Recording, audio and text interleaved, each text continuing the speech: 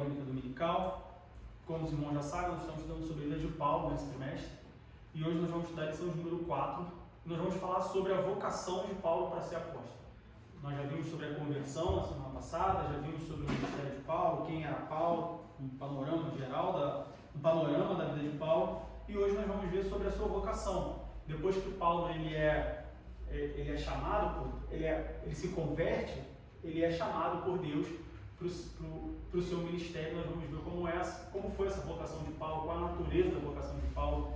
Nós vamos ver isso mais em detalhes. Eu queria pedir aos irmãos que abrissem.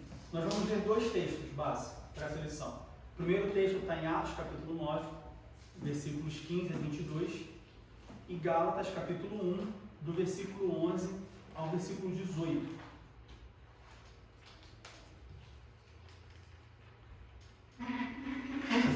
Um ponto bem interessante da lição de hoje, quando nós vamos ver sobre a vocação do apóstolo Paulo, é como que Deus ele usa tanto o tempo quanto a circunstância, de forma geral e principalmente na vida de Paulo, para poder colocar, vamos dizer assim, a pessoa no caminho que ele tem planejado. Isso é bem interessante e fala muito conosco. Tenho certeza que falou conosco, fala muito comigo, tenho certeza que vai falar muito com você, acerca de como que... Porque muitas pessoas acham que Deus... Assim, as pessoas sempre têm um conflito entre a vontade de Deus e o livre-arbítrio humano. E aí umas pessoas vão para o lado de que não, Deus quer, Ele faz, não importa o que aconteça. Outras pessoas não, quem quer sou eu, quem escolhe sou eu. Quando na verdade é um meio termo entre as duas coisas. Deus ele tem o seu plano, mas nós também temos a nossa vontade. E quando nós olhamos para a vocação de Paulo, quando nós olhamos para o chamado de Paulo, nós vemos que o que acontece com Paulo é justamente esse meio termo. Tem um plano divino, Deus tem os seus propósitos, mas por outro lado ele não força, ele conduz por um caminho e no final a pessoa tem que, claro, aceitar e se colocar na posição de ser usado ou não. Então nós vamos ver isso mais em detalhe, mais detalhadamente na lição de hoje. Então o primeiro texto se encontra em Atos, capítulo 9, e nós vamos ler do versículo 15 ao versículo 22. Atos, capítulo 9, do 15 ao 22. Disse-lhe, porém, o Senhor: vai, porque este é para mim um vaso escolhido para levar o meu nome diante dos gentios e dos reis e dos filhos de Israel. E eu lhe mostrarei quanto deve padecer pelo meu nome. E Ananias foi e entrou na casa, e impondo-lhe as mãos, disse: Irmão Saulo, o Senhor Jesus, que te apareceu no caminho por onde vinhas, me enviou para que tornes a ver e sejas cheio do Espírito Santo. E logo lhe caíram dos olhos como que umas escamas, e recuperou a vista, e levantando-se, foi batizado. E tendo comido, ficou confortado. E esteve Saulo alguns dias com os discípulos que estavam em Damasco. E logo nas sinagogas pregava a Jesus que este era o Filho de Deus. Todos os que o ouviam estavam atônitos e diziam: não é este o que em Jerusalém perseguia os que invocavam este nome? Para isso veio aqui, para os levar presos aos principais dos sacerdotes? Saulo, porém, se esforçava muito mais e confundia os judeus que habitavam em Damasco, provando que aquele era o Cristo.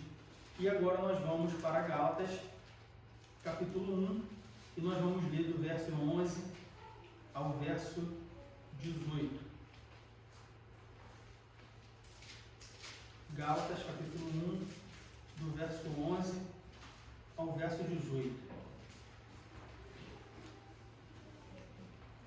Paulo, apóstolo, não da parte dos homens, nem por homem algum, mas por Jesus Cristo e por Deus Pai, que o ressuscitou dos mortos, e todos os irmãos que estão comigo, as igrejas da Galácia. Graça e paz da parte de Deus Pai e de nosso Senhor Jesus Cristo, o qual se deu a si mesmo por nossos pecados, para nos livrar do presente século mal, segundo a vontade de Deus, nosso Pai, ao qual glória para todo sempre. Amém. Amor, qual passagem é essa? Gálatas, capítulo 1, do verso 11 ao 18, desculpa. Você leu o versículo 6, porque... Gálatas, capítulo 1, do verso 11 ao verso 18. Mas faço-vos saber, irmãos, que o evangelho que por mim foi anunciado não é segundo os homens, porque não o recebi nem aprendi de homem algum, mas pela revelação de Jesus Cristo. Porque já ouvistes qual foi antigamente a minha conduta no judaísmo, como sobremaneira perseguia a igreja de Deus e a assolava, e na minha nação excedia em judaísmo a muitos da minha idade, sendo extremamente zeloso das tradições de meus pais. Mas, quando aprove a Deus que desde o ventre da minha mãe me separou e me chamou pela sua graça, revelar seu Filho em mim, para que eu pregasse entre os gentios, não consultei carne nem sangue, nem tornei a Jerusalém a ter com os que já antes de mim eram apóstolos, mas parti para a Arábia e voltei outra vez a Damasco. Depois, passados 3 anos, fui a Jerusalém para ver a Pedro e fiquei com ele 15 dias. Bom, como nós falamos, nós vamos ver hoje sobre a vocação de Paulo para o apostolado. Depois que Paulo se converte, o que acontece com Paulo? Nós lemos isso no versículo, capítulo 9 de Atos.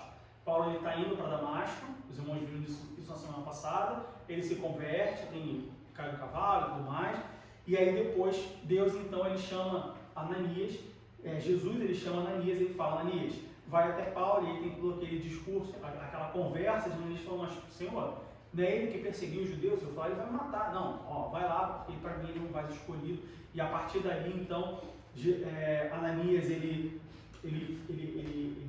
ora por Paulo, ele toca em Paulo, e aí Paulo volta a enxergar, a Bíblia fala, como nós lemos no capítulo 9, ele é cheio do Espírito Santo, ou seja, ele é batizado com o Espírito Santo, ele recebe o revestimento de poder, e a partir dele começa a sua vocação, e nós vamos ver como que foi esse início, como nós lemos aqui agora em Gálatas. Paulo, depois que ele se converte, que ele recebe a sua vocação, vamos dizer assim, ou seja, ele atende ao chamado de Deus, ele vai para a Arábia, ele passa um tempo se preparando, ele dedica alguns anos ali se preparando. Enfim, então hoje nós vamos ver sobre a vocação do apóstolo Paulo. Primeiro nós vamos ver sobre como foi esse início da vocação, como que começou a sua vocação. Ele se converte, e agora? O que acontece? Depois nós vamos ver a origem da sua vocação, a vocação de Paulo, como ela deve ser, e nós vemos isso como nós estamos sobre os 2 ministeriais no trimestre passado. Toda vocação, todo ministério é dado por Deus. A chamada para esse ministério deve ser feita por Deus. E por Jesus, enfim. E com Paulo não foi diferente. Ele foi chamado diretamente pelo próprio Jesus. Então nós vamos ver a origem da vocação de Paulo. E por último, nós vamos ver sobre a dedicação que Paulo teve assim que ele recebe a sua vocação.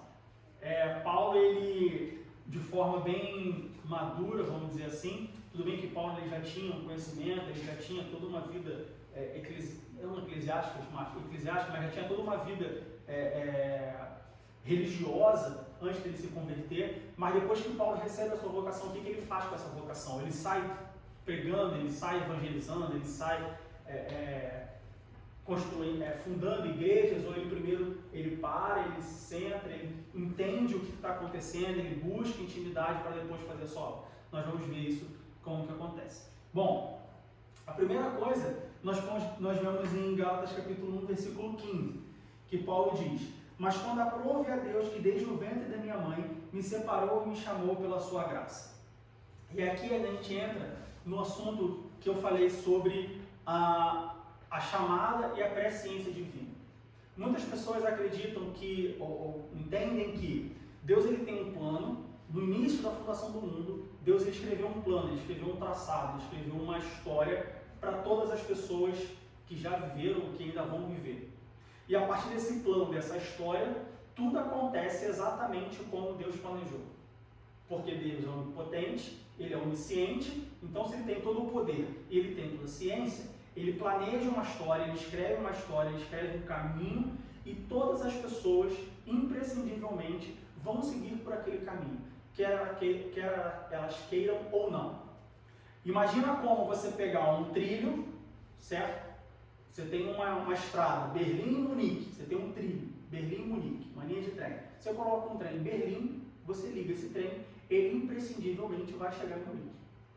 Tem uma linha, ele vai seguir aquela linha. Ou você cava, e aí, bom, não é que eu brinquei muito, mas o pastor com certeza vai lembrar de bilha. Jogar bilha, bolinha de gude. Você vai na terra, você faz um caminho de terra ali, você joga a bolinha, corrida de bolinha de gude, né? Você joga 2 bolinhas e a bolinha vai correr até chegar no lugar.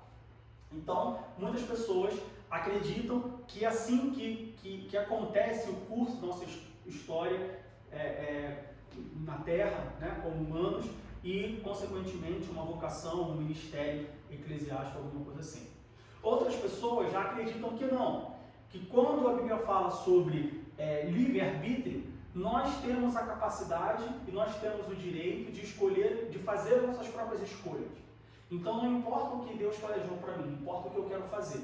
Então a pessoa pode escolher se aceita ou não, porque Deus planejou isso. Mas por que então muita gente morre perdido? Pois é. Escolheu. Então, muita gente acredita que não, quem escolhe sou eu.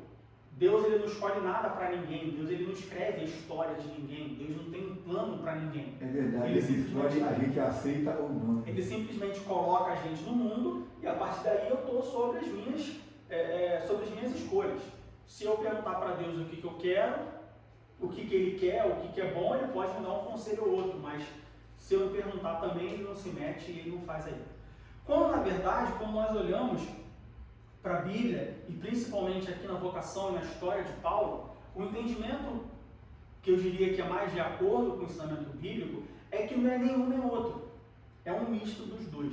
Assim como tudo que nós vemos na Bíblia, e nós podemos falar sobre isso numa aula, um trimestre inteiro, sobre a temperança na Bíblia. Tudo na Bíblia é temperado, não é nem para a direita nem para a esquerda. Jesus ele fala, não se desvie para a direita, nem se desvie para a esquerda. Ou seja, nem vai para o negacionismo, para a negação total, mas também não vai para o fanatismo. E como nós falamos sobre a vocação de alguém, nesse caso do apóstolo Paulo, ou o curso da história de uma pessoa, segue esse padrão. Nem para a direita, nem para a esquerda, mas o meio. Tá, Diego, então como que isso acontece? Bom, aqui em Gálatas, no capítulo 9, versículo 15, nós vemos Paulo falando, mas quando aprove a Deus, que desde o ventre de minha mãe me separou e me chamou pela sua graça. O que isso quer dizer? Isso quer dizer que antes de Paulo nascer, e aí nós podemos trazer isso para nós, antes de nós nascermos, Deus ele tem um plano, Deus ele tem uma história, Deus ele tem pontos na nossa vida que Deus acha interessante ou que está de acordo com a sua vontade. Então vamos lá.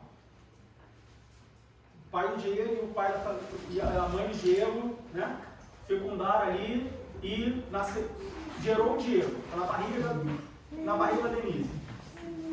A partir desse momento, Deus, e por que a partir desse momento? Os irmãos devem lembrar que nós já estudamos sobre isso, sobre a origem humana.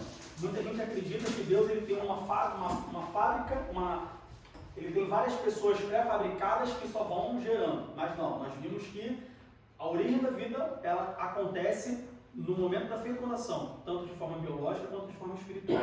Então não existem seres humanos pré-fabricados num armazém no céu e Deus simplesmente, olá, agora é tua vez, agora é tua vez. Não. No momento da fecundação, da mesma forma como surge um ser humano, biologicamente falando, espermatozoide, óvulo, fecundação, gameta. Da mesma forma como acontece isso de forma biológica, de forma espiritual, naquele momento, a geração da vida. Então, de acordo com Gálatas capítulo 1, versículo 15, que nós aprendemos é que, neste momento da geração da vida, Deus ele traça um plano para aquela pessoa. Ele tem os seus planos, ele tem a sua história. Na sua onisciência, na sua onipotência, ele sabe em que contexto aquela pessoa vai estar inserida durante a sua vida e ele traça um plano para aquela vida. Então, nasceu o José das Couves, foi gerado ali o José das Couves. E Deus ele tem um plano para o José das Couves. Bom, essa pessoa ele vai nascer desse pai, dessa mãe, o contexto social vai ser esse, ele vai ter acesso a oportunidades, eu tenho preparado para ele esse caminho. Ah, mas por que um caminho e não outro caminho? Por que Pedro teve um contato com o Evangelho muito antes do que Paulo? Por que Paulo só teve um contato com o Evangelho depois de Pedro? Por que Tiago teve, enfim, cada um tem o seu plano, cada um tem a sua história, cada um tem a sua característica. E Deus, na sua onisciência, ele traça esse plano para cada pessoa individualmente. Isso não significa que a pessoa está destinada a seguir esse plano. E aí onde entra o livre-arbítrio. Deus ele cria um plano, Deus ele cria um caminho, mas ele não força ninguém a andar por esse caminho. O máximo que Deus, nós como seres humanos, conscientes, racionais e dotados de um livre-arbítrio, nós temos a escolha de não seguir por esse caminho. Nós temos a escolha de se desviar do caminho. nós temos a escolha de pegar um atalho para o caminho. Ou até mesmo a tendência, né? Ou a tendência de seguir o caminho. Embora seja importante, nós temos em mente que você traça um caminho. A partir do momento que nós saímos do caminho, nós estamos por nossa própria conta e risco. Isso fica muito claro quando nós olhamos para a peregrinação do povo no deserto. Quando Deus ele tira o povo de Israel do Egito, ele tem um caminho para o povo seguir. Ele tem, olha, eu estou tirando vocês, minha responsabilidade. Eu vou cuidar de vocês e levar vocês do ponto A ao ponto B, de Egito a Canaã. Mas vocês têm que seguir essa linha, essa reta, vamos dizer assim. O povo escolhe sair da reta. A partir do momento que o povo escolhe sair da reta, é como se Deus falasse assim, bom, eu garanti essa reta, eu garanti esse caminho. Você vai de Berlim para Munique, passando por Leipzig. Se você escolher passar por Colônia, aí não tem como te garantir. Tá? Imagina uma escolta. Quando um carro forte ele vai pegar dinheiro de uma loja e levar para o banco. Ou da Casa da Moeda e vai levar para o banco. A escolta policial é no caminho pré-definido. Se o motorista do carro forte decidir sair do caminho e pegar um atalho, ele não vai ter escolta policial. Então, quando nós falamos da nossa vocação para a obra, para o ministério que nos foi confirmado, Deus ele tem um plano, ele tem um caminho. Mas, na sua onisciência, na sua onipotência, ele traça um plano, ele traça um caminho para a história daquela pessoa no momento do seu nascimento. Mas nós, dotados do livre-arbítrio que nos foi dado por Deus, temos a escolha de sair desse caminho se nós quisermos. Então, nós vemos que é um misto dos dois. O que aconteceu com Paulo? Deus ele tinha um plano, ele tinha uma história para Paulo. A história de Paulo, a vocação de Paulo para o seu ministério, de acordo com o que Deus planejou, começa com Paulo aqui já velho, já adulto. Não começa com Paulo como criança, não começa com Paulo como adolescente. Existem pessoas que o seu plano começa na infância. Existem pessoas que o seu plano começa na adolescência. Existem pessoas que o seu plano começa na velhice. Porque uns na velhice, outros na adolescência, outros na infância, outros na juventude, outros como adultos já. A onisciência de Deus. Deus ele tem um plano para cada um. Para mim, Deus começa o plano dele na minha vida com, 15, 16, 13, 20, enfim, com X anos. Para o pastor, foi diferente. Para a Luz, foi diferente. Para o Vinícius, foi diferente. Para a Elba, foi outro. Enfim, cada um aqui tem o seu marco. E com Paulo foi quando Paulo já era adulto, depois de fazer tudo o que ele tinha feito. Por quê? Porque é importante para o ministério de Paulo, para a sua vocação, Paulo ter passado tudo o que ele passou. Então, nós vemos que cada um tem a sua história. E aí, onde entra o livre-arbítrio de cada um? Se nós formos para o Antigo Testamento, nós vamos ver que Deus ele faz um chamado para Jonas. Ele manda Jonas para Nínive. Jonas aceita o seu chamado? Não. Qual era o plano de Deus? Pegar Jonas de onde ele estava, colocar no barco, ir para Nínive e fazer o seu trabalho. O que Jonas faz? Jonas decide que não quer. E aí Deus vai, pega Jonas vai e pega um barco para outro lugar. Deus vai, derruba o barco. Não derruba o barco, né? Tipo, manda uma tempestade, Jonas cai no mar, o peixe, joga ele em Nínive. Aí Jonas vai e também não está feito, enfim. Jonas a todo momento ele quer mudar os planos. E aí você pode falar assim, tá, Diego, mas no fim, Jonas foi para Nínive e entregou. Mas depois que ele apanhou. Então no fim, foi o que Deus quis. Sim e não. Vamos lá. O que aconteceu com Jonas? Deus tinha um plano, Jonas saiu. Como que Deus conduz esse tipo de situação? Exatamente no que eu acabei de falar. Deus ele conduz. Deus ele vai colocando barreiras. Uma analogia que nós podemos fazer, um exemplo bem prático você está, tem uma barata na sua casa. Você não quer matar a barata. Ou tem um rato na sua casa. Você não quer matar um rato porque é um animal, enfim, você não quer matar os animais. Então o que você quer fazer? Você quer conduzir ele para fora da sua casa.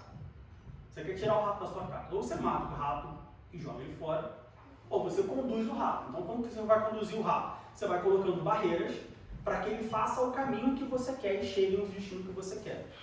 Deus, muitas das vezes, com Jonas, por exemplo, Deus age dessa forma. Olha só, Jonas, eu quero que você vá para Nínive. Meu plano é você ir para Nínive. Jonas não fala deliberadamente, não vou para Nínive. O que Jonas faz ali ele está com medo. Não é que ele nega o chamado, mas ele está com medo. Olha, eles matam arranca a pele da pessoa viva. Quem adora o Senhor, então não quer ir para lá. Mas Deus vê no coração de Jonas que Jonas, no fundo, ele quer, mas está com medo. Assim, é um misto de sentimentos. Então, o que Deus faz? Ele conduz a Jonas. Ele vai colocando barreiras até que Jonas chegue onde ele quer. Com algumas pessoas, essa é a forma de trabalhar de Deus. Tem pessoas que são rebeldes. Rebeldes no bom sentido, não no sentido pejorativo. Rebeldes no sentido de que pensa num touro indomável. A pessoa tem muita força, mas ela é difícil de conduzir, é difícil de... Isso acontece não só na vida espiritual, não só na vocação, isso acontece com filho, isso acontece com pessoas, isso acontece com empregados, acontece com amigos. Tem pessoas que são difíceis de domar. Então, o que Deus faz? Ele vai conduzindo, ele vai colocando barreiras para que a pessoa chegue ali. Ele sabe que a pessoa quer, a pessoa tem a capacidade, a pessoa tem o chamado, a pessoa, assim, ela vai chegar lá, mas precisa colocar umas barreiras. Com Pedro, a gente poderia dizer que Deus faz mais ou menos assim. Quando Jesus chama Pedro é uma pessoa difícil de lidar. E aí Deus ele vai ali moldando Pedro até que Pedro chegue onde ele tem que chegar. Com outras pessoas, Deus já não faz isso. Por exemplo, quando Deus ele tira o povo, ele tem no seu coração o desejo de tirar o povo do Egito, ele chama Moisés e fala, olha, vai lá e fala com o faraó. E aí Moisés fala com o faraó e o faraó fala que não vai deixar. Num primeiro momento, a gente pode entender como se Deus fosse tentando moldar ali, fazer a mesma coisa que ele fez com Jonas, com o faraó. Olha só, tem esse plano. Então, vou mandar uma praga, não quer. Vou mandar outro, não quer. Até que chega um ponto que Deus ele perde a paciência, vamos dizer assim, e ele fala, tá bom, então eu vou matar o seu filho e aí você vai deixar eu fazer. Então, chega com algumas pessoas, Deus ele tem uma medida para todos nós que é diferente de uma pessoa para outra. Com algumas pessoas, Deus ele tem um plano. Deus ele começa a tentar cercar aquela pessoa para a pessoa entrar no caminho, mas chega um momento que ele vê que a pessoa não quer, ele fala, tá bom, a partir daqui, a partir desse ponto, se eu fizer alguma coisa, eu estou ferindo o princípio da liberdade de escolha, eu estou ferindo o princípio do livre-arbítrio. Então, se você não quer, você não quer, e aí ele simplesmente ele abandona não no sentido de que você nunca mais, deixa por ponto, entrega, olha, então a partir daqui é com você. Então nós vemos que não é nem o que Deus quer, pronto e acabou, e nem o que o homem quer, pronto e acabou. É um misto dos dois. É claro que em alguns momentos há uma interferência no sentido de conduzir. Então, eu conheço uma pessoa que ela lutou contra o Evangelho a vida toda e ela nunca aceitou Jesus, mas no leito de morte ela aceitou Jesus e se converteu. Porque Deus quis salvar aquela pessoa e aí por isso que ela negou a vida inteira a Jesus, mas no leito de morte ela aceitou Jesus, porque Deus quis e Deus fez. Não, Deus quer salvar a todos. Deus não quer salvar uma pessoa específica. O que aconteceu com essa pessoa foi um misto de Deus quer salvar a todos, com a pessoa entendeu que ela precisa de salvação. E ela foi aceitou. A última oportunidade. E foi a última oportunidade, ela aceitou o sacrifício de Jesus no cruz do Calvário por nós. Ela atendeu o chamado. Tanto que existem pessoas que Deus quer salvar, mas a pessoa simplesmente não quer. E aí quando Deus vê que a pessoa realmente não quer, olha só, não quer, eu já tentei de várias formas, mas ela não quer. Bom, aí é com ela, não posso fazer nada. Foi o que aconteceu. Nós vemos o que aconteceu com o faraó quando o povo vai sair do Egito. O faraó ele não quis. Tanto que nós lemos a passagem, fala assim, na Bíblia fala, e que Deus endureceu o coração de faraó. Como que Deus endureceu o coração de faraó? Então quer dizer que Deus chega e ele endurece o coração de uma pessoa para simplesmente não aceitar, para essa pessoa não aceitar mais a Deus, não aceitar mais Jesus? Não é que Deus ele endurece o coração de uma pessoa para a pessoa não aceitar mais, mas à medida que Deus ia conduzindo o faraó, ou tentando fazer com que o faraó aceitasse, o faraó ficava cada vez mais longe, até chegar a um ponto de que, olha, acabou. E Deus fez isso até o ponto do povo sair. Se o faraó tivesse deixado o povo ir e ficasse quietinho, ninguém teria morrido. Não tinha acontecido nada. Aí já partiu a vontade dele, não. Né? Até onde Deus endureceu foi até a 10ª vez quando ele disse, vale. Isso. Se ficasse quieto, levasse... Nada ia acontecer, mas ele foi voltou atrás. Ele disse... Então, uma outra analogia que nós podemos fazer com esse endurecer o coração e até onde vai a condução de Deus de uma pessoa no caminho e aonde entra o livre-arbítrio é com uma pescaria. Você pega uma. Você vai. Bom, eu nunca pesquei. Pelo menos não que eu me lembro. Mas o pastor já pescou. Já pesquei várias vezes. Quando o senhor pesca, o senhor joga a linha. Uhum. O peixe morde. Bom. Ele vai puxando a linha. Ou seja, primeira praga, Dependendo segunda do praga. peixe, Dependendo. ele morde, você tem que puxar, não pegou, espera, ele limpa tudo. Mas às vezes o que acontece é você puxa tanto, você vai criando tanta tensão naquela linha que chega uma hora que a linha arrebenta. Ou arrebenta a boca do peixe. Ou arrebenta a boca do peixe. Aconteceu comigo. Então, assim, chega uma hora que vai arrebentar a linha. Ou o peixe, nós, cedemos a pressão, cedemos o chamado e não faz vontade, ou nós criamos tanta resistência que duas coisas acontecem. Que uma coisa, bom, ou nós criamos tanta resistência que o que acontece? A linha parte. Quando essa linha parte, Deus abandona, foi o que ele fez com o faraó, olha, você não quer encantar, então mata seu filho, você vai deixar e aí você vai morrer, porque você vai O querer problema da correr de linha mim. partir é que o anzol fica na boca, meu irmão. E aí, quando a linha parte, duas coisas podem acontecer. Ou a linha parte, o peixe vai embora sem sofrer nada, entre aspas. E aí a linha partiu e aquele peixe se perdeu, ele não vai voltar mais para Deus, vamos dizer assim. Ou o peixe vai com o anzol na boca, vai com a boca arrebentada. E aí você pode entender isso de várias outras formas. Ah, a pessoa morreu sem salvação. Morreu, foi embora. O peixe, se ele não sofrer nenhum dano, vamos dizer assim, outra pessoa pode pescar ele lá na frente. Então pode ser que lá na frente, bom, agora Deus ele vai simplesmente não se preocupa, mas pode ser que ele abandona aquela pessoa, abandona novamente, não de forma Deixa ela por conta dela. Deixa por conta dela. E pode ser que lá na frente, esse peixe, essa pessoa tem 20 anos de idade. Pode ser que lá com 50, com 60, ela volte a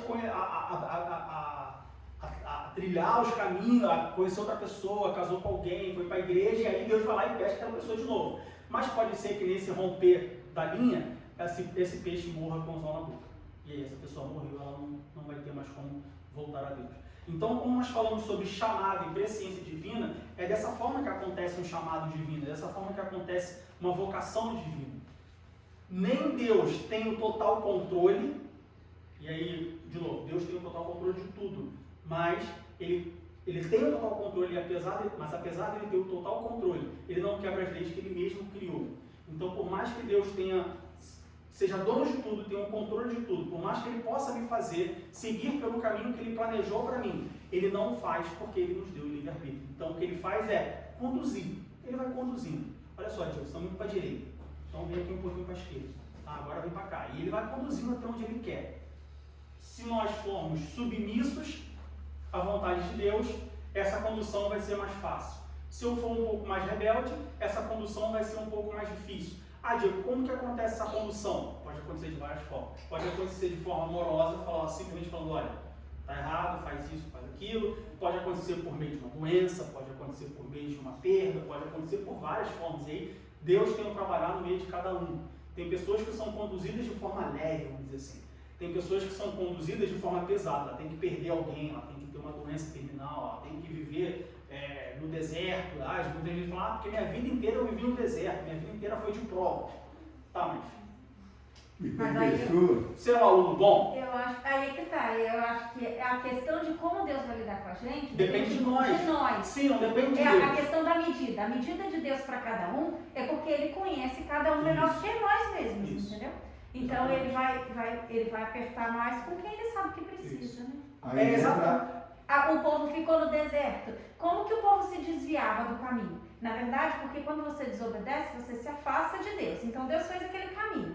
Se você desobedeceu a Deus, se você se afastou de Deus, porque Deus não se afasta de nós, quem se afasta somos nós. Então se a gente se afastou, a gente saiu do caminho. O povo saía toda hora do caminho que Deus tinha, andou tanto tempo pelo deserto porque desobedecia. É a mesma coisa a gente, eu penso assim, né? Ficou andando em círculo. A analogia do deserto é muito boa porque mostra na prática o que acontece quando nós nos afastamos de Deus. A gente se perde. Fica andando em círculo. É exatamente isso que acontece espiritualmente. Por isso que nós devemos sempre, e é estranho porque o ser humano ele nunca aprende com o seu próprio erro, essa é a verdade. Nós precisamos errar para aprender, mas a gente nunca aprende. Porque se nós aprendêssemos com nossos erros, a gente olharia para a história do povo de Israel e a gente nunca mais se desviaria de Deus. Desviar que eu falo, desviar mesmo, porque, eu não me desvio de Deus. Você não se desvia quanto? Porque desviar de Deus, todo mundo desvia em algum momento. Porque se eu não me desviasse de Deus, então eu diria que eu não tenho pecado. E ele te levaria como levou Como levou Enoque. Então, se desviar de Deus, todos nós nos desviamos. Eu me desvio de Deus diariamente, o pastor, todos nós aqui nos desviamos de Deus em algum momento, de alguma forma.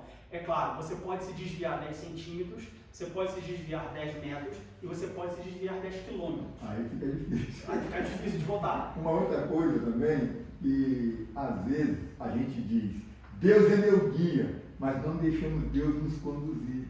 Tem esse lado. Verdade. Por isso que é importante nós termos sempre uma consciência do que nós estamos fazendo. Tem um hino que fala, Jesus, meu guia é... E as pessoas cantam isso, mas cara, é seu guia mesmo? Você deixa ele te guiar? Porque ninguém aqui entra num trem e fala assim, não, maquinista, sai daí, quem vai guiar o trem sou eu. Né? Mas com Deus a gente faz isso. A gente pega o tram de Deus e aí fala assim, não, Deus, sai que eu vou dirigir. Não. Se você entrou no ônibus que Deus está dirigindo, o que você quer que ele saiba? E essa questão de guiar, eu estava ouvindo um testemunho essa semana e exatamente me fez lembrar agora por causa disso. O que acontece? Ele estava falando que o filho dele queria passar para uma escola, né? E aí eles estudaram e tal, e ele ajudou, e aí quando chegou o dia que o filho dele passou para aquela... E eles estavam muito felizes. E ele disse que ele foi para o quarto dele orar e agradecer a Deus porque o filho dele tinha passado. E quando ele orou, Deus falou assim, eu não queria o seu filho lá, porque lá dentro ele vai se desviar. Você em momento nenhum me perguntou se era para lá. Vocês quiseram e ele passou para lá, mas não era a minha vontade. Então, às vezes, no caso dele, eu lembro assim, tipo assim, que eu penso assim, a gente deve orar antes, né? Ou deixar Deus ser nosso guia, é orar antes de tomar decisão, é orar quando você desejar uma coisa no seu coração. Você não precisaria ter estudado o que tu estudou. Você já orar para saber se aquilo é a vontade de Deus, se aquilo é a vontade de Deus. Aí já entra a vontade permissiva. Não é a boa vontade e a perfeita de Deus para a vida da pessoa. Mas ele insiste tanto, então já que você quer pedir e dar. E aí, como consequência, vem os desafios. Desafios. Eu não sei o que aconteceu, se o moleque realmente foi para a escola ou não. Não foi. Mas se ele realmente quisesse ir para a escola, ele está errado? Não, ele está distante do caminho. Vai ser fácil ele continuar no caminho? Não, não vai ser. Então o que acontece? Se o menino realmente quisesse, não, mas eu quero, eu sei que não é o que Deus quer para mim, ou o que ele tinha preparado para mim, mas eu quero. Deus vai falar, tá, então vai. Só que para continuar no caminho, ele vai ter que fazer muito mais esforço. E aí onde está o risco? Quer um exemplo bom? Sansão. Os Sansão. pais deles avisaram o rapaz, ele, não, eu quero. É um problema do jugo desigual. Não, mas não tem problema eu casar com uma menina que não é cristã. Não tem problema eu casar com uma menina que não é. Depois ela se converte. Depois ela se converte. E se ela não se converter? Não, mas ela vai se converter. Tá, mas e se ela não se converter? Não depende, é uma coisa que não depende de você. Então está errado? Não, não está errado. Eu vou para o inferno. É a famosa pergunta, eu vou para o inferno se eu fizer isso? Não, você não vai para o inferno se você fizer isso. Mas você corre o risco de não ir. Porque corre o risco de você não continuar fiel como você está. Então, quem está embaixo, vamos supor, o salvo está em cima da mesa.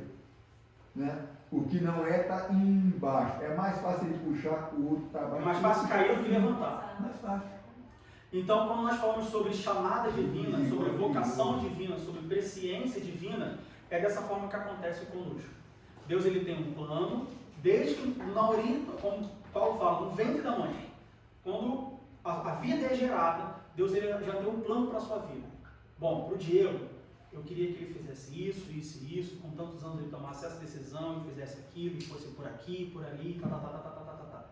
Ao longo da nossa vida, nós fazemos escolhas que vão influenciar nesse plano, que vão influenciar no que Deus tem preparado. E aí cabe a minha decisão, e aí entra o meu livre-arbítrio de escolher o que eu quero. E aí eu posso escolher ou seguir pelo caminho, ou eu posso escolher me desviar do caminho, eu posso escolher pegar um atalho do caminho. E aí Deus, ele, como sempre, ele vai estar disposto a nos ajudar, desde que nós pedimos ajuda para ele. Muitas pessoas, elas se desviam do caminho, isso é muito comum. Com o pastor aconteceu isso. Cresceu na igreja, foi criado na igreja, chegou um momento que ele falou, não quero mais a igreja. Ele se desvia e Deus fala assim, bom, tá bom, estou aqui. Deus já tinha um plano do Joabe, Cândido da Silva, ser um pastor. Ele já tinha esse plano, mas com 20 anos, não foi, pastor?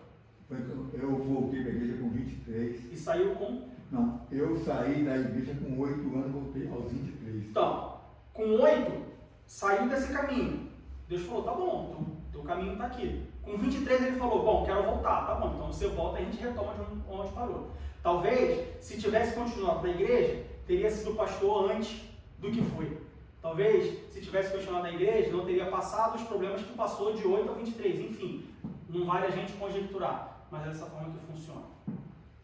Então, essa foi a chamada, a vocação de Paulo, ela começa do ventre da sua mãe. E qual era a vocação, quais eram os planos de Deus para Paulo? A gente vê isso em Atos capítulo 9, do versículo 15 ao versículo 16. Disse-lhe, porém, o Senhor, vai, porque este é para mim um vaso escolhido. Atos 9, 15 e 16. Vai, porque este é para mim um vaso escolhido para levar o meu nome diante dos gentios e dos reis e dos filhos de Israel. E eu lhe mostrarei quanto deve padecer pelo meu nome. Então quer dizer que Deus tinha um plano, e o plano de Deus era que Paulo levasse o evangelho, levasse o nome dele para os gentios, reis e filhos de Israel. Tá, legal.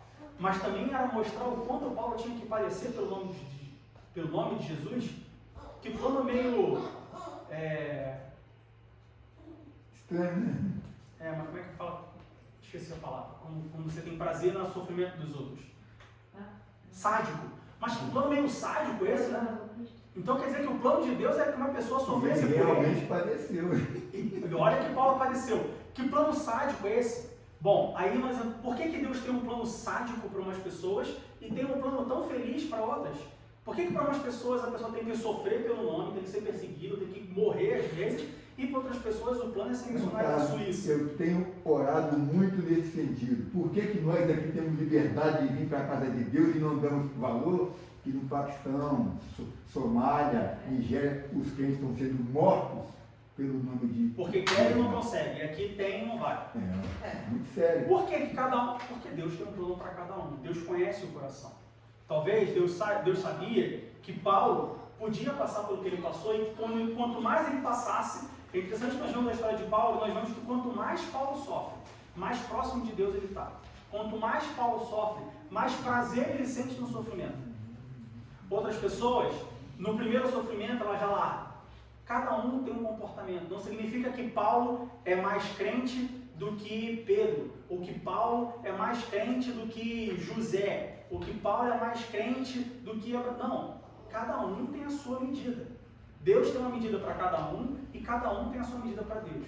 Deus ele sabe, por exemplo, que para o indivíduo A ele pode cobrar mais, para o indivíduo B ele pode cobrar menos, para o indivíduo C ele pode cobrar meio termo, e cada um vai responder de uma forma. Deus ele sabe que uma pessoa, o João, ele tem aptidão, ele tem chamado para pregar o evangelho na Suíça, para os banqueiros, comendo caviar todo dia. É a aptidão dele, é o jeito que ele foi, característica dele, natural dele. Para outras pessoas, a característica natural é pregar o evangelho na Nigéria, na África, no meio da perseguição, sofrendo ameaça de morte. Cada um tem o seu jeito. Mas eu tenho um jeito que eu queria ter de outro. Aí você tem que conversar com Deus. Você não tem como mudar, foi o jeito que você nasceu. Assim como umas pessoas são introvertidas, outras pessoas são explosivas, outras pessoas são cômicas, outras pessoas são mais caladas, cada um tem o seu cada um. E Deus ele usa os atributos das pessoas para fazer aquilo, para fazer o plano que ele tem. E ele mais do que ninguém conhece. Então, ao invés de nós reclamarmos por que fulano tem uma vida melhor do que a minha, fica muito mais fácil se eu perguntar a Deus qual é o propósito da minha vida. Porque pode ter certeza que Deus não vai dar nada para você que você não consiga carregar. Quando Jesus fala aqui no versículo 16, e eu lhe mostrarei quanto devem padecer pelo meu nome, é porque Jesus conhecia Paulo e ele sabia que Paulo ia aguentar padecer pelo seu nome. E não só aguentar, mas Paulo ia ter prazer em padecer pelo seu nome. Tanto que Paulo fala, olha, se eu morrer, eu estou no lucro. Outras pessoas falariam, não posso morrer. Não quero morrer. É o caso de Pedro, né? Mas é o caso de Pedro, quando foi... Uma vez também Jesus disse assim, Pedro, Satanás pediu para cirandar vocês, mas eu orei por ti. Ele disse, poxa, mas sou eu. Porque eles falavam a Pedro? Não, Pedro... Não, eu sou o mais fraco, a ovelha negra, entendeu? Satanás queria circundar os discípulos, os apóstolos, mas ele orou por Pedro. Por Pedro, ele sabia que Pedro não ia aguentar. Tanto é que, Senhor, eu vou morrer por ti, vai morrer antes que o galo... Eu imagino Jesus falando, não vai, Pedro, não vai, Pedro. Para de falar, Pedro, não vai. Mas com Paulo, Jesus sabia que Paulo, se chegassem para Paulo e falassem, olha só, não era você que estava, era eu mesmo. Se fosse Paulo no lugar de Pedro, Paulo ia falar, não, era eu mesmo. Por quê? Qual é o seu problema comigo? Estão matando ele sem fazer. Paulo ele ia argumentar, ele ia enfrentar. Pedro não. Então Deus conhece cada um de nós. Verdade. Então, na próxima vez que você olhar, o primeiro ensinamento que eu tiro aqui é, da próxima vez que eu olhar para a vida de uma pessoa e falar assim, mas por que eu não tenho uma vida igual a dela? Por que a minha relação com Deus não é uma relação como a dela? Porque aquela pessoa é aquela pessoa. E sempre nós temos que ter em mente que toda pessoa tem uma história, todo relacionamento tem uma história. Às vezes eu posso ver uma pessoa, a vida de uma pessoa, e eu questionar por que a vida daquela pessoa é assim, mas eu sei qual é a história daquela pessoa. Não. Porque às vezes, todas as vezes, você não conhece a história por trás. Você não sabe o que aconteceu para chegar até naquele momento, até aquele estado.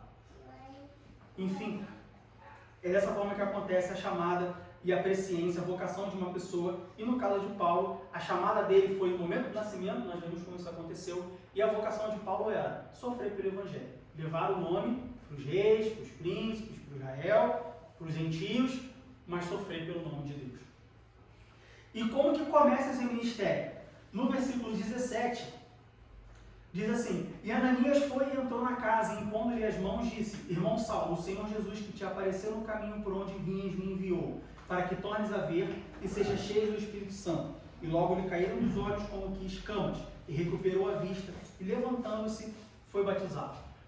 No caso de Paulo, foi um pacote completo, como a gente pode dizer assim. Jesus ele não chama Paulo, e Paulo passa um tempo, e vai se aprimorando, e vai passando, e vai aprendendo, até chegar no estado de Paulo. Não, Jesus ele chama Paulo, e Paulo, a gente vai falar sobre isso no próximo tópico.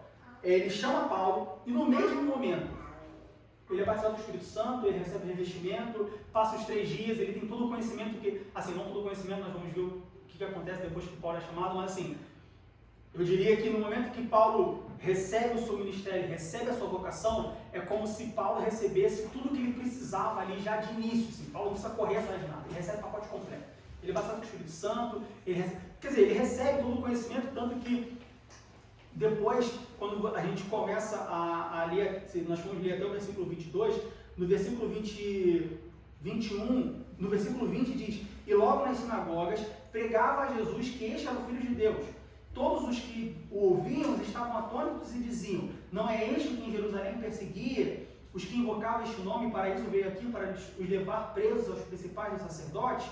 Versículo 22. Saulo, porém, se esforçava muito mais e confundiam os judeus que habitavam em Damasco, provando que aquele era o Cristo. Então nós vemos que Paulo, depois que ele recebe a sua vocação, ele não só confunde no sentido de, bom, mas ele não está perseguindo aqui, agora está pregando, mas ele confunde no sentido teológico. Ele confunde no sentido de que ele falava as coisas, as pessoas falam assim, mas de onde que esse cara aprendeu isso? De onde que esse cara tirou isso? O Gamaliel, de repente o próprio Gamaliel gritava, eu não ensinei isso aí para ele. Isso. Então, assim, a confusão que Paulo criava era não só de ele perseguir e agora fala, e agora não persegue mais, mas também no sentido teológico, assim. Então, Paulo, ele recebeu de uma vez só tudo que ele precisava. Ele recebeu revelação, autoridade, doutrina. Ele recebeu tudo de uma vez só. Ah, então é assim que acontece? Quando eu sou chamado, eu recebo tudo de uma vez só? Não. Cada um tem a sua história, cada um tem o seu plano, cada um tem a sua vocação. Para uns, o chamado acontece lá de cedo, lá quando era criança, e tem toda uma história para acontecer, tem todos os passos para acontecer. Para outros, não. A chamada é ali, e dali ele já recebe tudo, e já começa, e já vai trabalhar, e enfim. Exatamente como acontece na vida profissional. Tem pessoas que ela estuda 10, 15, 20 anos para aprender uma profissão e aí começa a trabalhar. Tem outras pessoas que não. Caiu no colo dela ali, um trabalho, ela começa a fazer, já começa bem e vai...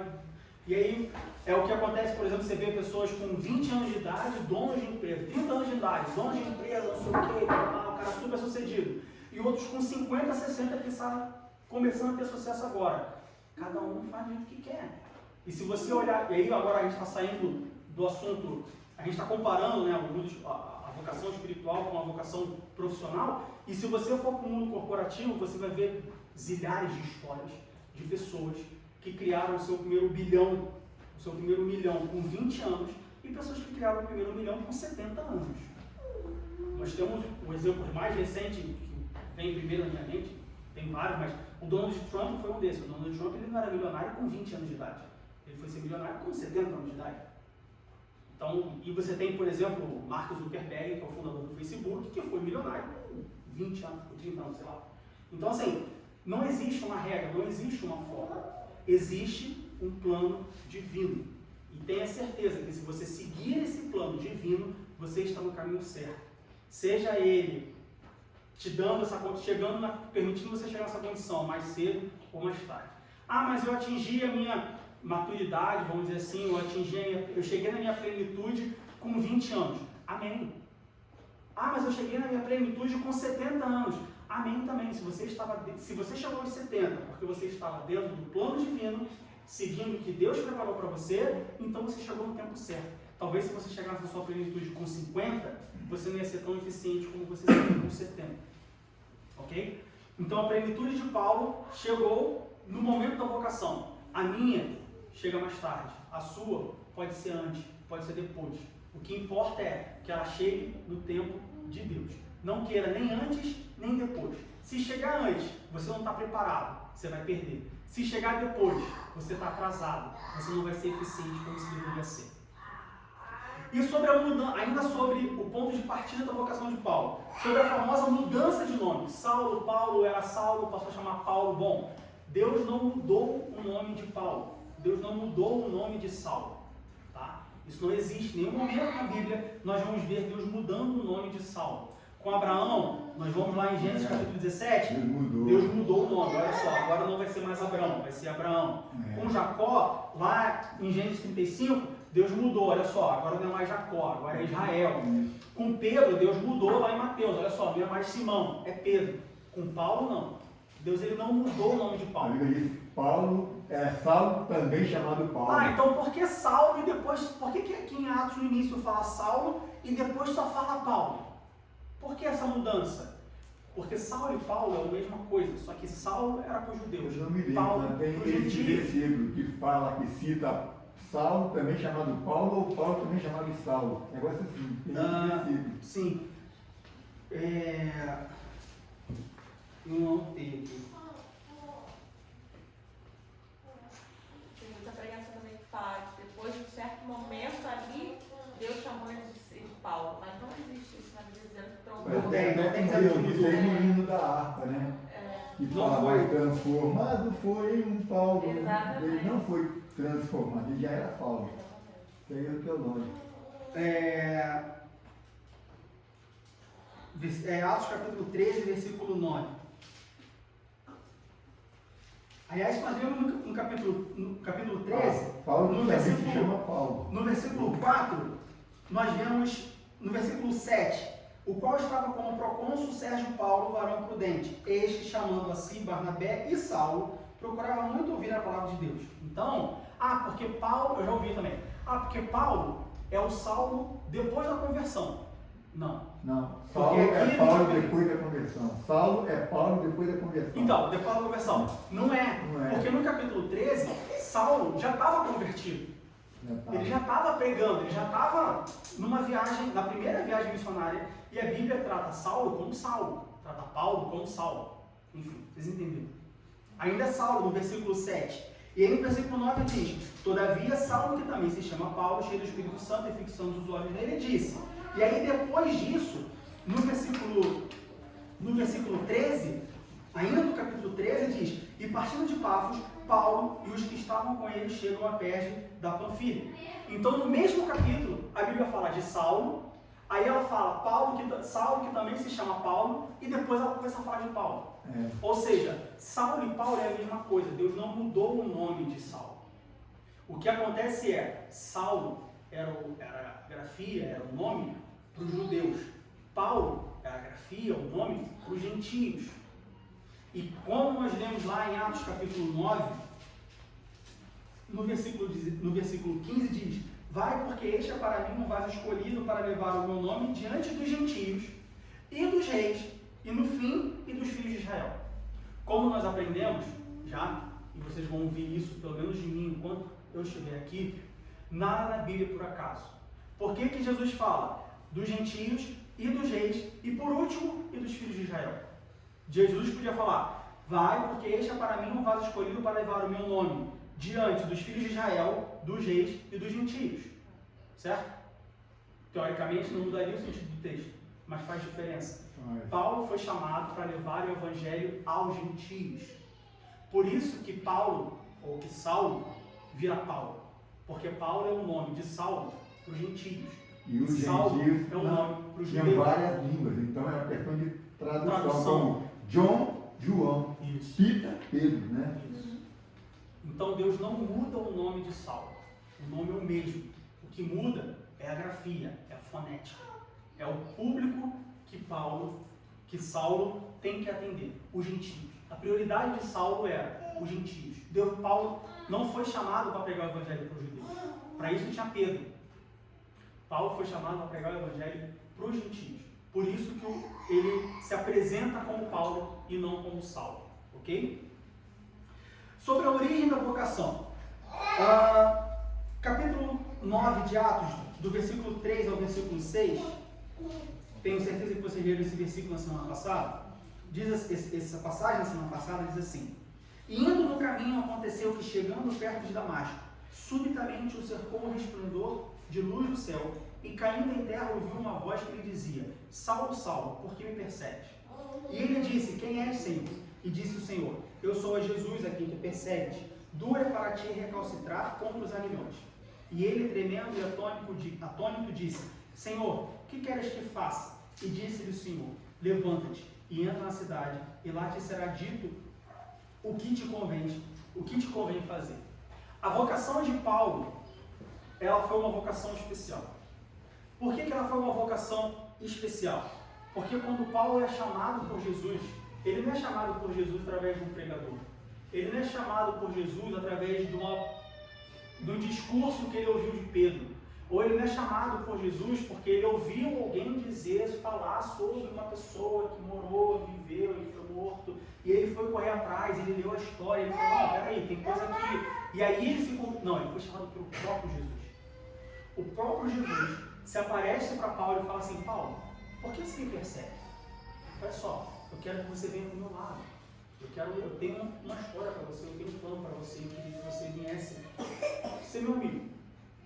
A vocação de Paulo, ela é uma vocação direta, vinda do próprio Deus. O próprio Jesus chama ele. Diego, que diferença isso faz?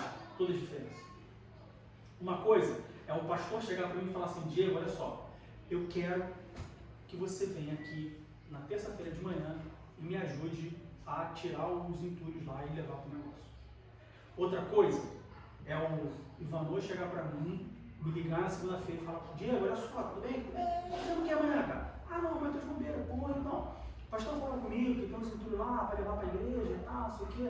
Pô, tu pode ir lá amanhã de manhã, dar uma bola, pô, eu tô pecado aqui e tal, tu pode ir amanhã. Aí eu falo com o pastor que ao invés de eu ir, tu vai e tal, não sei o quê.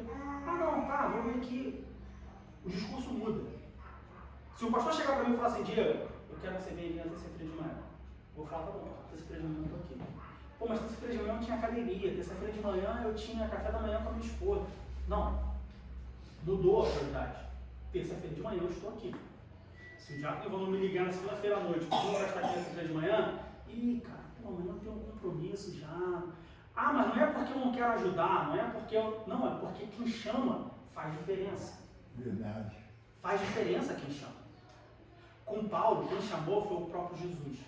Com Paulo, quem chamou foi o próprio Deus. Ah, Diego, mas quando eu aceitei Jesus, não foi Deus que me chamou. Ou, quando eu aceitei Jesus, foi Deus que me chamou. Foi o próprio Deus que te chamou? Ou foi um profeta vindo da parte de Deus? Quando eu aceitei Jesus, não foi Deus que me chamou. Deus chamou o meu avô lá atrás. E aí o meu pai, eu fui criado na igreja e tal. E aí um dia caiu a ficha de que eu precisava aceitar Jesus. Mas não foi o próprio Deus que chegou para mim e falou, Diego, olha só, eu quero que você venha para mim. Com Paulo não. Foi o próprio Deus que chamou. O próprio Jesus falou assim, Paulo, eu quero você. Por que isso muda o jogo? Porque, como o exemplo que eu acabei de dar, como chamada direta. Não tinha como Paulo, sabe? Não tinha como ser correto. Não tinha como Paulo pensar. Tanto a vocação direta mostra para nós o quanto Paulo era importante para aquele trabalho, o quanto Jesus chancelava aquele trabalho, o quanto Jesus fala assim, olha só, eu chamei, então é porque é para fazer. Confia nele. Ouve ele, porque quem está chamando sou eu.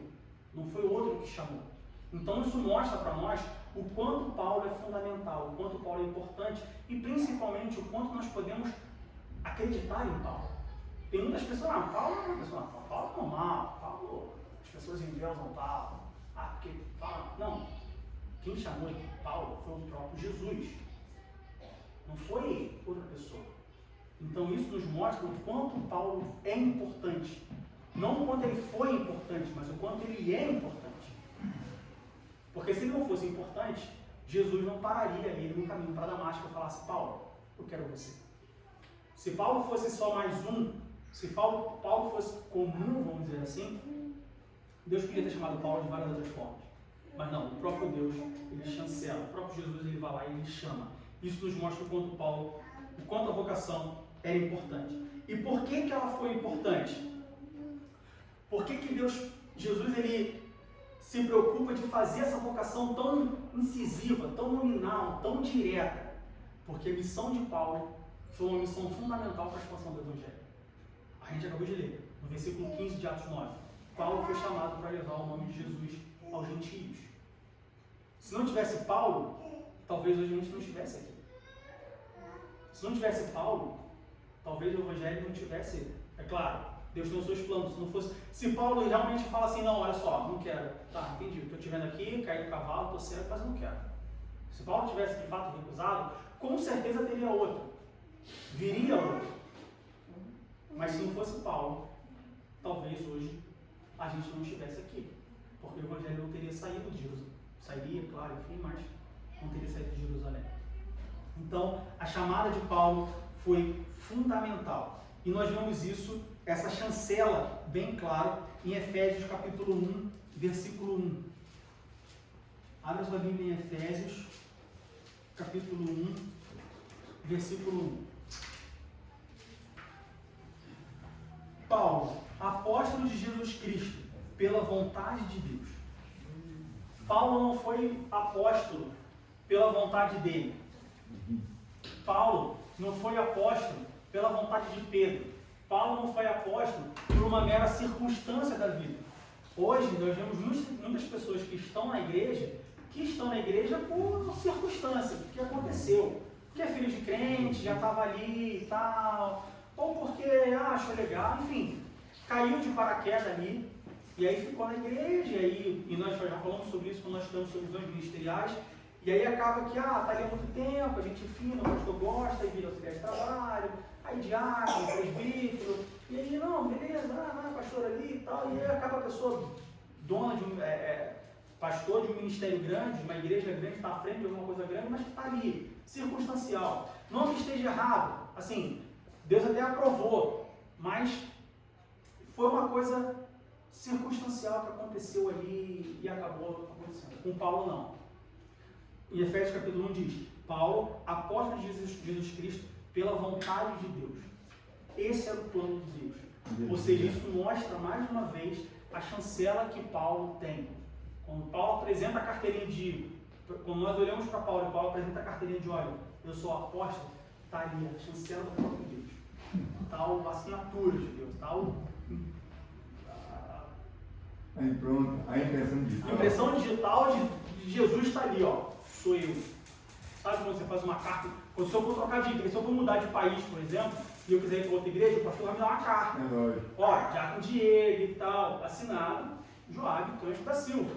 A de Paulo estava escrito, assinado Jesus Cristo, Filho de Deus. Bom, se isso não diz nada para você, então, assim, então leia Paulo, medite em Paulo. Ah, mas por que essa idolatria com Paulo? Não é idolatria com Paulo, é porque Paulo tem a chancela do próprio Deus. E tem exemplo de vida para nos dar, né? E tem exemplo. Todos eles têm, mas Paulo foi o que mais... E o que muda? E o que essa vocação muda na vida de Paulo? Ela muda tudo. Paulo era uma pessoa culta, era uma pessoa que tinha uma condição de vida boa, assim, ele, não boa no sentido rico, eu estou falando assim, uma posição social, ele tinha respeito das pessoas, ele tinha... Paulo não sofreu perseguição, Paulo tinha uma vida boa. Boa de novo, no sentido de relacionamento com os outros, ele tinha autoridade dos sacerdotes, dos fariseus, ele tinha moral, vamos dizer assim. Então Paulo ele tinha uma vida boa. E aí, a partir do momento que ele recebe a sua vocação e que ele começa o seu ministério, a vida de Paulo muda do avesso. Ou seja, a vida de Paulo muda completamente. Paulo ele passa de perseguidor a perseguido. Paulo ele passa de fazer os outros sofrer para sofrer. Ou seja, a vocação de Paulo muda completamente a vida de Paulo. O que isso nos mostra? O que isso nos diz? Que quando nós recebemos a vocação de Deus na nossa vida, se nós aceitarmos a vocação de Deus na nossa vida, a sua vida vai mudar. A sua vida tem que mudar. Não é admissível, ou é inadmissível, uma pessoa que recebe a vocação de Deus, uma pessoa que aceita Jesus como seu Salvador, uma pessoa que bate no peito e fala assim, não, eu sou cristão. Não, eu sou filho de Deus. E a vida dessa pessoa não muda. Está errado. Ah, Diego, olha só, não importa o que você fale, não importa qual a sua desculpa, está errado. A partir do momento, de novo, a partir do momento que você recebe a vocação espiritual na sua vida, a sua vida tem que mudar. Em que sentido? Em todos. Ela tem que mudar profissionalmente, ela tem que mudar espiritualmente, ela tem que mudar afetivamente, ela tem que mudar em todos os aspectos. O que isso quer dizer? Quer dizer que ela tem que mudar. Eu já li, e aí, pode citar vários nomes aqui. A pessoa era prostituta, aceitou a Jesus. A mulher era prostituta, aceitou a Jesus e continuou prostituta. Está errado. Ah, mas é um trabalho. Olha só, está errado. Ah, a pessoa, ela fumava, ela bebia, aceitou Jesus, ela continua fumando e bebendo. Olha só, está errado. Ah, então quer dizer que um crente não pode fumar? Onde está escrito na Bíblia que um crente não pode fumar? Onde está escrito na Bíblia que cigarro é pecado? Não estou falando sobre o cigarro, estou falando sobre hábitos.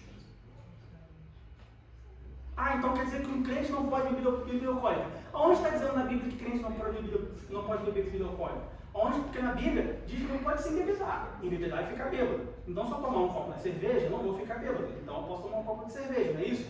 Olha só, hábitos. A Bíblia diz sobre hábitos. Os hábitos têm que mudar. Eu não estou dizendo que você não pode fazer. Eu estou dizendo que o hábito tem que mudar. Uma pessoa que recebe a vocação do Santo Ministério, ela tem que mudar. Ela não pode ficar igual. Trabalho, de novo, trabalho espiritual, afetivo, amizade, ela tem que mudar. Se você aceitou, entende que você crê que você aceitou o sacrifício de Jesus na cruz do Calvário, e a sua vida não mudou, veja bem, quando eu falo sua vida mudar, eu falo eu mudar. Ah, minha vida mudou porque agora eu sou uma pessoa abençoada. Ah, minha vida mudou porque agora as coisas dão certo na minha vida. Tá, sua vida mudou porque você está debaixo de um Deus misericordioso, né, e gracioso. Mas você ativamente mudou alguma coisa, a sua vida tem que mudar. Tem que haver um sacrifício. Não importa qual que ele seja. Ah, eu jogava videogame 10 horas por dia. Depois que eu aceitei Jesus, eu jogo videogame 5 horas por dia. Hoje não mudança. Estou dando um exemplo bem esdrúxulo, de propósito. Ah, antes de aceitar Jesus, eu bebia Coca-Cola todo dia. Agora que eu aceitei Jesus, eu bebo Coca-Cola só no final de semana. Sua vida mudou. Ah não, eu aceitei Jesus como Salvador, eu bebia Coca-Cola todo dia na semana. E agora eu bebo Coca-Cola, continuo bebendo todo dia. Alguma coisa está errada. A vida tem que mudar. Então, se você crê, se você entende que você aceitou Jesus como seu Salvador, que você agora é o Filho de Deus, que você é o servo, que você recebeu uma vocação, porque todos nós temos uma vocação. Ah, eu aceitei Jesus, eu não tenho vocação nenhuma. Não, pelo menos uma vocação você tem, que é pregar o Evangelho. Ninguém é chamado para não fazer nada. Você não aceita Jesus e fica ali na corte do rei só comendo e bebendo. Não. Se você está na corte do rei, você faz alguma coisa. Então, você tem uma vocação. Se você aceitou Jesus como seu Salvador, você tem uma vocação. A consequência dessa vocação, alguma coisa tem que mudar na sua vida. É o que acontece, eu sou filho do rei. Sou filho do rei. Tá, mas você faz o que na corte? Ah, não faço nada? Não. Então, sai fora do palácio, está sendo despesa para mim. Então, faça um balanço na sua vida. Olhe para dentro de você e compare você antes de aceitar Jesus e você depois de aceitar Jesus. Se nada mudou, eu te oriento a orar mais. Não vou falar, então você não aceitou Jesus, tá? Então se você morrer, não, não estou falando isso. Mas tem que mudar. Tem que ter mudança. Aonde que tem que ter mudança, Diego?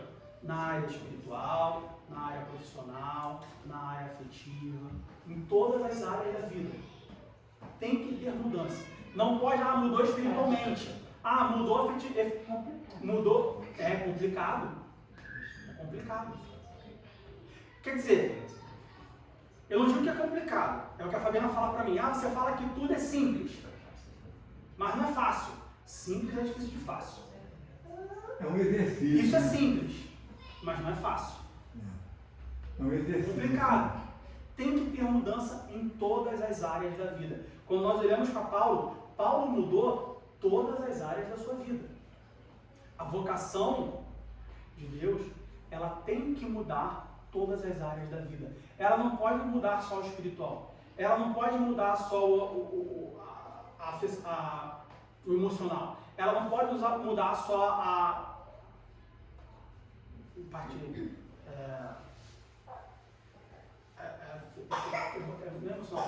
relacionamento com uma pessoa, afetivo, só social, só o afetivo. Ela tem que mudar tudo.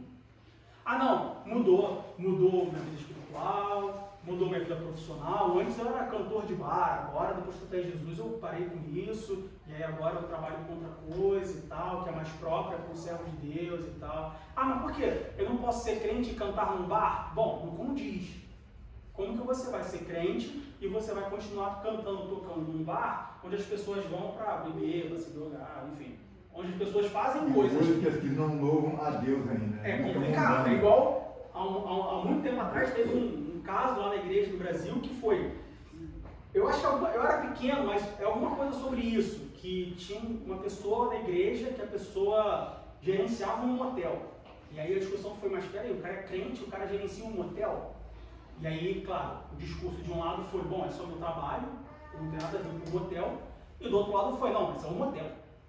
Não deixa de ser um motel. As pessoas não vão para um motel para pregar o evangelho.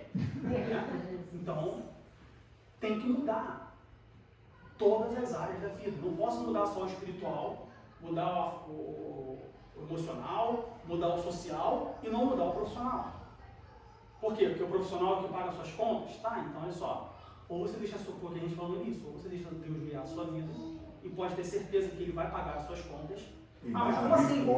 Mas como assim Deus vai pagar as minhas contas? Deus vai mandar o dinheiro todo mês? Vai mandar o dinheiro todo mês. Porque eu já li testemunho de que o dinheiro chegou Magicamente, o cara abriu a porta e tinha um envelope com valor do aluguel. Então ele vai pagar as contas. Então tem que mudar todas as áreas da vida. De novo, quando nós olhamos para a vocação de Paulo, nós vemos que a vocação de Paulo mudou todas as áreas da vida. Se tem alguma área, faça um balanço. Se tem alguma área da sua vida que ainda não mudou depois da sua vocação, depois da sua conversão, ore a Deus, peça direção e principalmente peça mudança. Mas lembre-se que toda mudança traz dores. É a famosa dor do crescimento. Tem que estar disposto a mudar, mas precisa mudar. Se não mudar, sinto lhe informar, mas não está completo. E para entrar no céu, a barrinha tem que estar completa. Ninguém chega no céu com a barra pela metade. Ninguém chega no céu faltando 2%. Para Deus, 99 não é 100. Ah, mas eu fiz 99. Não fiz 100. 99,999. Para Deus, 99 não é 100. Deus é um Deus muito bom. Ele é um Deus muito amoroso. Ele é um Deus paciente, benigno. Ele é um Deus maravilhoso.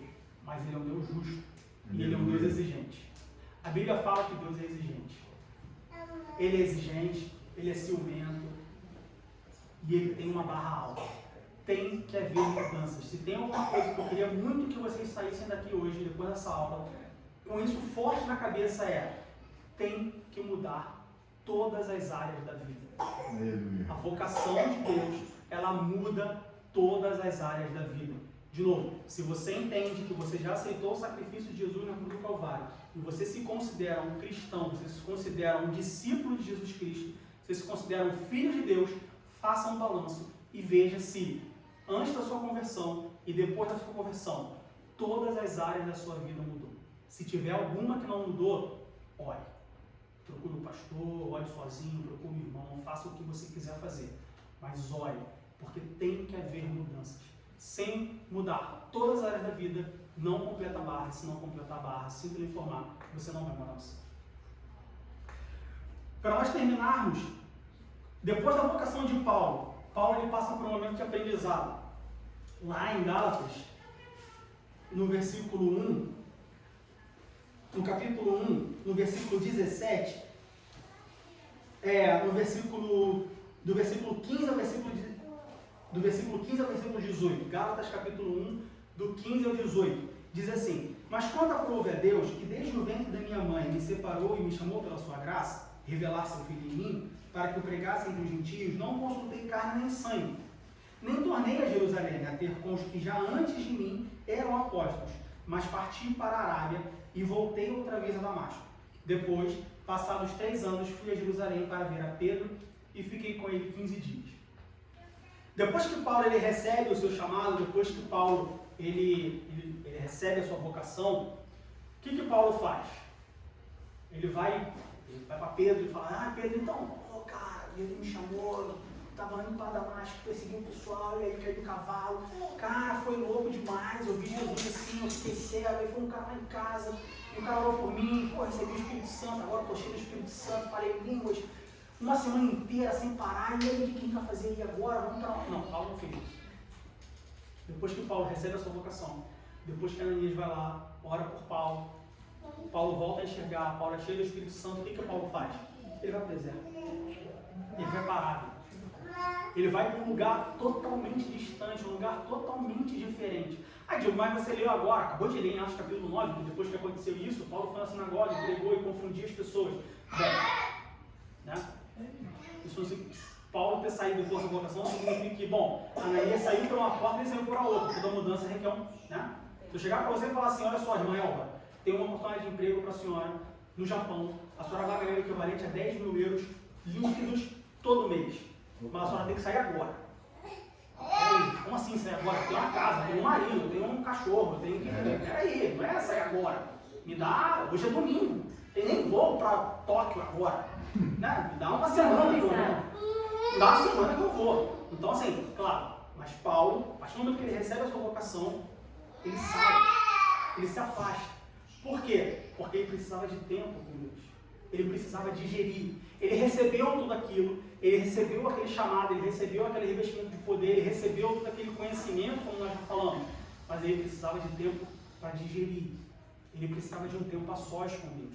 Ele precisava se afastar daquilo onde ele estava para ele entender e assim, ele conseguiu compreender, ele já compreendia, ele já entendia, sim, mas ele precisava de um tempo para poder organizar os seus pensamentos. Ele precisava de um tempo para traçar um plano. Não traçar um plano do que ele ia fazer, porque já estava claro o que ele ia fazer, mas assim, ele precisava de um tempo a sós com Deus para Conheci o pastor Joab chega para mim e fala assim: Diego, olha só, eu quero que você assuma a igreja. Tá, pastor? Eu assumo. Só tem um tempo essa semana, a gente pode conversar. E aí a gente vai sentar, conversar, vai ver. Ou seja, a missão, Paulo já tinha aceitado. O que ele tinha que fazer, Paulo já sabia. As ferramentas que ele ia usar, Paulo já tinha. Mas ele precisava de um tempo. O pensamento sentar, como a gente fala no popular, para a adrenalina baixar, para ele conversar com Deus, para ele entender mais de Deus, para ele conhecer mais a Deus. Paulo já conhecia, Paulo foi criado com Gamaliel, Paulo era fariseu, Paulo já tinha conhecimento da lei, ele tinha conhecimento de tudo, mas agora mudou, agora era outra chamada, outra vocação. A vida de Paulo mudou. Nós acabamos de falar sobre mudança de vida. Então Paulo tinha que entender essa mudança que tinha acabado de acontecer. E como que ele entende isso? No deserto. Por que no deserto? Por que no deserto? Por que 3 anos no deserto? Por que no deserto? Porque no deserto que tem mudanças. Mas por que no deserto? Por que você não pode aprender na cidade? Por que você não pode aprender numa metrópole? Por que para aprender eu não posso aprender em Nova York, não posso aprender em Londres, não posso aprender em Berlim, tem que aprender no deserto? Porque no deserto você não tem aquilo que você está acostumado. Porque no deserto, para você beber água, você tem que fazer alguma coisa ali. Porque no deserto, para você durar tantos anos sem comida, você tem que saber racionar.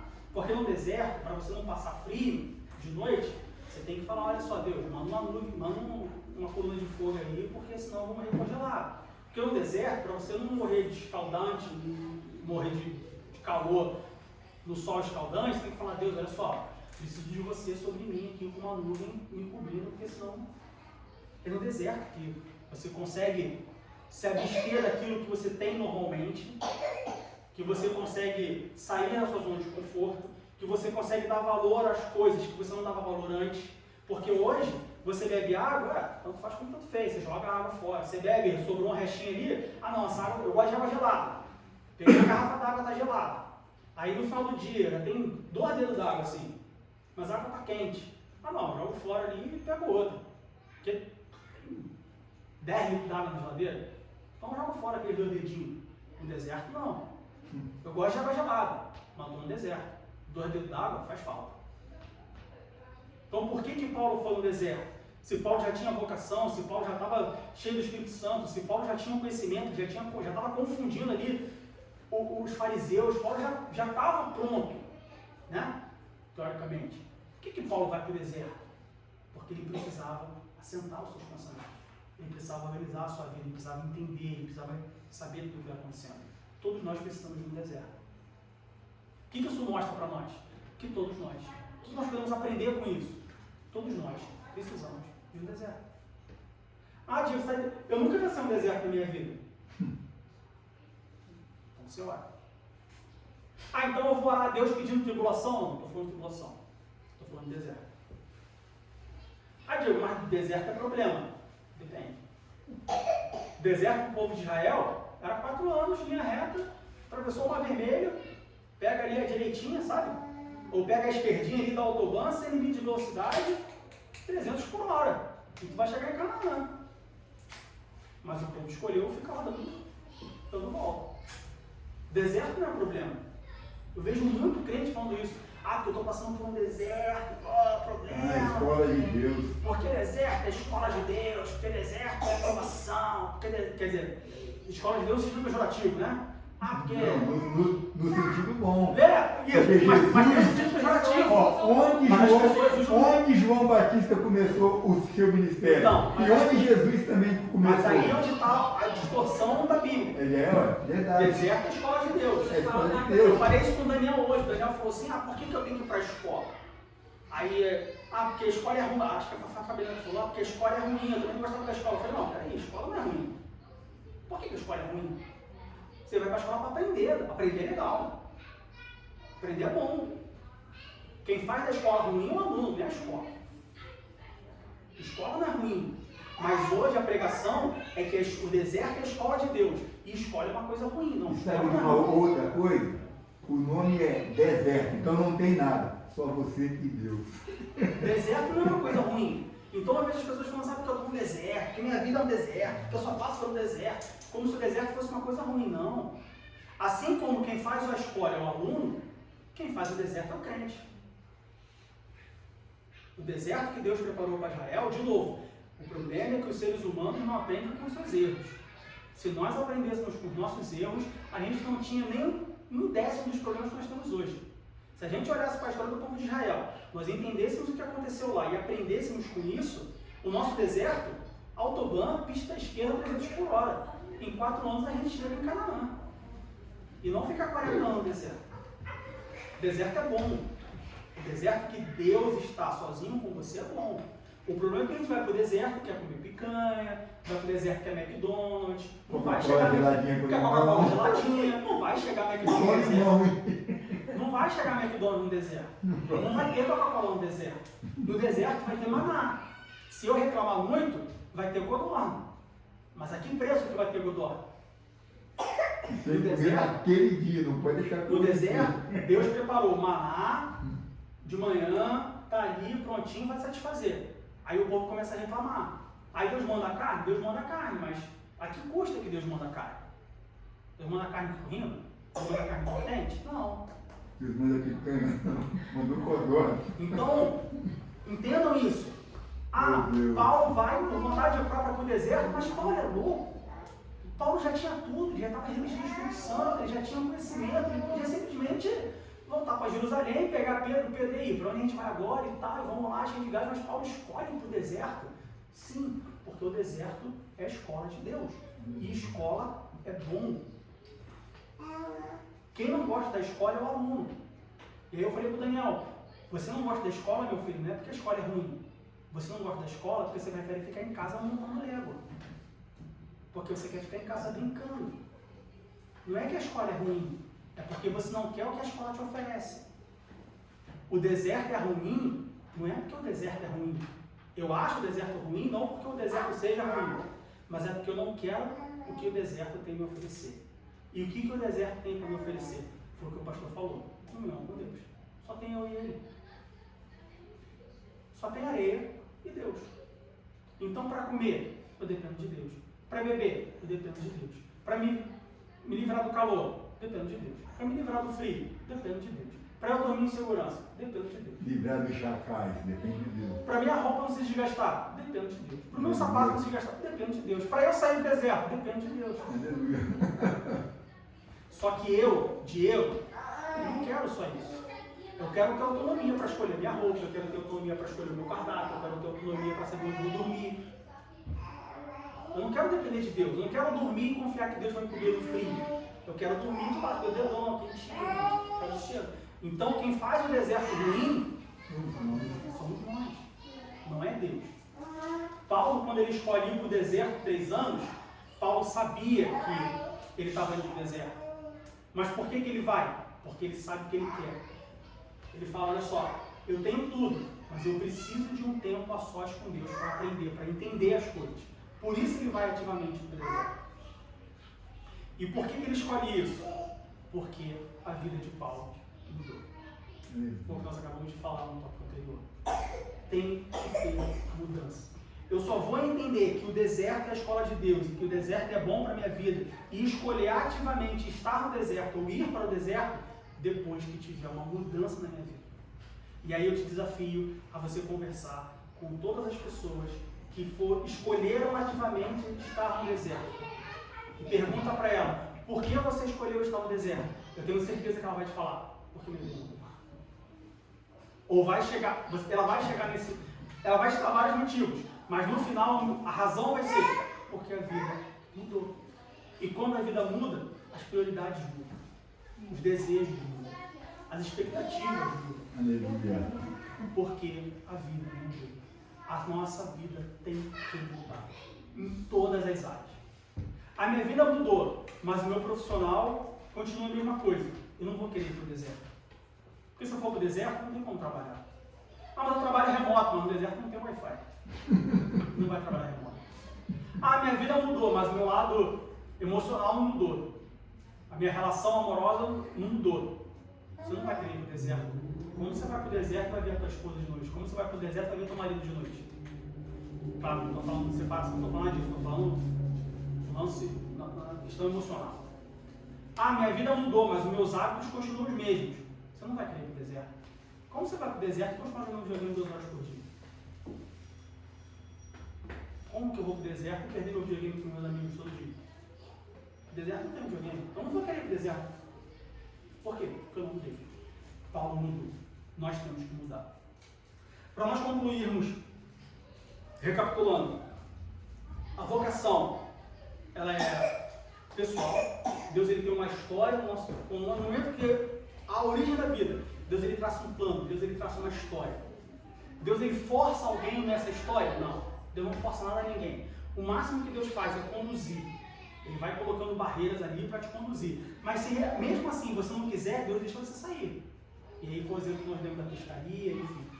Depois, a vocação de Paulo. Paulo ele foi vocacionado por Deus. Paulo, quando apresenta a carta de recomendação, no final está escrito lá, assinado Jesus Cristo. E isso dá credibilidade a Paulo. Não despreze os escritos de Paulo, como tem se falado por aí. Segundo, depois da sua vocação, a vocação ela traz mudanças. Nós temos que mudar depois da nossa vocação. Faça um balanço. Se você olhar para a sua vida e você perceber que depois da sua vocação existe alguma área da sua vida que não houve mudança, olhe e mude. Porque sem mudança, em todas as áreas da vida, não preenche a barrinha. Se não preencher a barrinha, não entra no céu. Deus ele é um Deus justo, ele é um Deus amoroso, ele é um Deus misericordioso, mas ele é um Deus exigente. 99 para Deus, 99 não é 100. Para o pastor pode ser. Não, o Diego é muito bom, e pô, ele me ajuda pra caramba, ele tem um defeitozinho aqui, mas o que ele faz compensa o que ele não faz. Para Deus não. Para Deus tem que ser sério. Tem que fazer tudo. E por fim, deserto. Escolha ir para o deserto. Não tenha medo para o deserto. A pregação de hoje em dia é, não, porque Deus vai te livrar do deserto. Não, porque você vai passar pelo deserto. Porque você vai passar pelo deserto, Deus vai estar contigo, você vai sair vitorioso. Ou seja, as pregações de hoje, os ensinos de hoje, colocam o deserto como uma coisa ruim. Deserto não é uma coisa ruim. Deserto é a escola de Deus. Ah, então, Diego, escola é ruim. Não, escola não é ruim. Quem é ruim é o aluno. Aprender não é ruim. Escola não é ruim. A escola é ruim porque eu não quero acordar cedo. A escola é ruim porque eu quero ficar em casa brincando. A escola é ruim porque eu não gosto do professor. A escola é ruim porque tem um amigo que faz bullying. Mas a escola não é ruim.